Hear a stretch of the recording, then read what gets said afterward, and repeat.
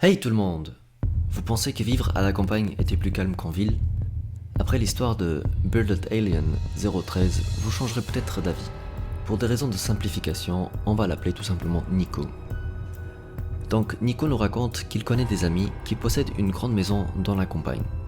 Nico précise que ses amis avaient l'habitude de lui prêter la maison pour des vacances et que tout s'était toujours bien déroulé. Comme Nico allait aider un pote pour un déménagement, et que ce n'était pas trop loin de la dite maison, Nico demande donc s'il pouvait rester une ou deux nuits dans la maison. Les propriétaires acceptent sans problème. Il convient de préciser que les propriétaires de la maison ont des connaissances qui, régulièrement, viennent voir si tout va bien, ils prennent le courrier, etc. etc. Bref, ils font fonctionner entre guillemets la maison. Une fois arrivés sur place, Nico et son ami étaient assez fatigués. Ils se sont commandés vite fait une petite pizza, ils ont regardé un film et puis chacun est allé partir dormir. Pendant la nuit, les deux hommes se sont réveillés par un énorme bruit. Nico et son pote décident d'aller voir si la porte d'entrée était fermée à clé, et c'était le cas. Ils décident ensuite de faire un petit tour de la maison pour voir si tout allait bien. Et donc, les deux font le tour de la maison et il n'y a rien à signaler, sauf quand ils arrivent dans le garage.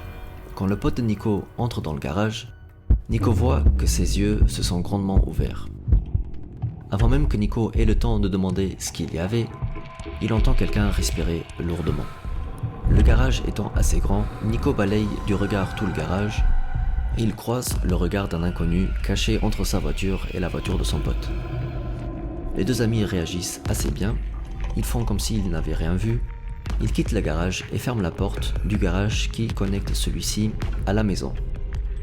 Tandis que Nico appelait la police, son pote lui était allé chercher un couteau dans la cuisine. Après de terribles longs moments d'attente, la police est enfin arrivée. Dans le garage, l'individu n'y était plus. Il avait cassé une petite fenêtre pour pouvoir s'échapper. Cependant, cette personne avait abandonné son sac à dos dans lequel se trouvait une hache et un ruban adhésif. Aucune des portes de la maison ne montrait des traces d'une effraction.